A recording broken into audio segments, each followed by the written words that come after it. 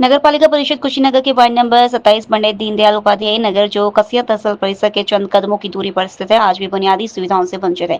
यहाँ झोपड़ियों में रहने वाले दर्जनों गरीब परिवार बारिश में कीचड़, जल जमाव और संक्रामक बीमारियों से जूझ रहे हैं। ये क्षेत्र ऐतिहासिक रूप से महत्वपूर्ण है। ऐसा कहा जाता है कि यहाँ से भगवान बुद्ध के जमाने में भी लोगों की आवाजाही होती रही है।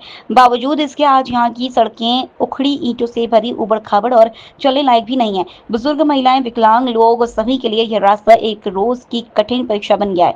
न जल निकासी की व्यवस्था है और न ही स्वच्छता का कोई ठोस इंतजाम। नतीजन मच्छरों का प्रकोप और जल जनित बीमारियां तेजी से फैल रही है। इस वक्त कुशीनगर जनपद के तहसील प्रांगण जो कसिया है, ये इसका दृश्य सामने तहसील है, वो जो गाड़ियाँ लगी हुई तहसील गेट पर है, वहाँ से आरसीसी हो चुकी है। जैसा कि बताया जा रहा है कि गाड़ी आ रही है और गाड़ी आ रही है, सड़क का स्थिति ये है कि बहुत ही दयनीय है, बहुत ही टूटा फूटा सड़क है ये। और ये तहसील का लिए तहसील ये जो मोहल्ले हैं, ये रिहायशी मोहल्ले हैं और रिहायशी मोहल्ले में इस वक्त हमारे साथ मौजूद हैं अंशुमान पांडे जी। इनसे हम जानेंगे कि सड़कों की क्या दुर्दशा है, क्या स्थिति है कि बरसात होने के बाद ही वो ये जो मोहल्ले हैं वो जलाशय बन जाते हैं और क्या स्थिति है यहाँ की बताएं। विशेष बातचीत में सभी का स्वागत करते हैं और आज विशेष बातचीत में हम ये तहसील के जस्ट बगल के रिहायशी मोहल्ले में खड़े हैं, जो नगर पालिका का, जहाँ पे मुझे लगता है कि 200 मीटर पे चेयरमैन साहब भी मौजूद हैं। यहीं पे बगल में उनकी मकान है। बहुत कुछ चीज़ें बदल गई।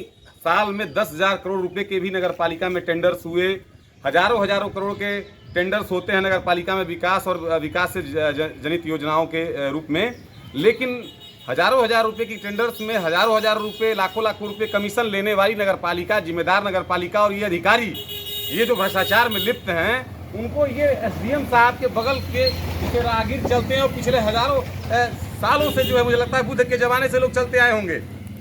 ये बगल में न चेयरमैन को दिखता है न एसडीएम साहब को दिखता है कि ये टूटी सड़क करीब 50 साल से इसी अवस्था में है, जबकि ये नगर पालिका का सबसे प्रमुख मार्ग है। और आइए दिखाते हैं कि क्या इस बदसूरत हालत में ये सड़क पहुंची हुई है। और रोज इधर से चेयरमैन साहब भी गुजरते हैं। मुझे लगता है कि तमाम अधिकारी, कर्मचारी, सिपाही और वर्कर्स इस रास्ते से रोज गुजरते हैं, लेकिन पिछले 50 सालों में नगर पंचायत या नगर पालिका के किसी भी कार्यकाल में किसी भी नगर अध्यक्ष को ये दिखाई नहीं देता है। जबकि बगल में कमीशन खोरी के नाम पे परियोजनाओं को टेंडर किया जाता है और करोड़ों रुपए का गमन करने के लिए तत्काल प्रस्ताव पारित होते हैं और तत्काल ठेकेदारों द्वारा कार्य कराए जाते हैं सभासदों द्वारा।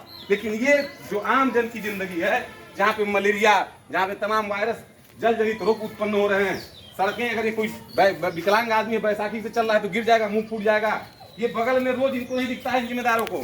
सवाल ये है कि क्या बगल में जो उप जिलाधिकारी मजिस्ट्रेट रहते हैं, क्या उन्हें केवल अपनी सुविधाओं की प्रवंचना है, चाहत है?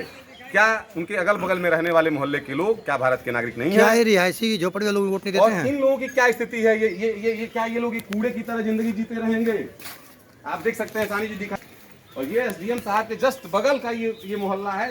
20 मीटर के दायरे में तहसील के हम लोग हैं। ये देखिए क्या स्थिति है यहाँ पे। बच्चे किस तरह यहाँ सड़क कैसा है, रोड कैसा है यहाँ पे? बच्चों को रोड कैसा है? रोड बढ़िया है, गंदगी एक नहीं है? आप देखते हैं गंदगी बहुत है। आप बताइए गंदगी का रोड कैसा है आपके यहाँ रोड का? एकदम खराब हो गया है, बहुत चल ही नहीं रह पा रहा है। बनाते हैं 10 दिन नहीं चलता, उसके बाद खराब हो जाता है। चलिए इतना कौन अभी गया बात है। ये जो मोहल्ला है, इस मोहल्ले के लोग वोट भी देते होंगे, यहाँ जीते हैं, झोपड़ी में रहते हैं। उसी जो मोहल्ले में रहते हैं, हम उस मोहल्ले में रहते हैं तो कैसे बारिश हो रहा है तो कुछ मिलता, बारिश हो रही है, रास्ता बनना चाहिए। खराब रास्ता बा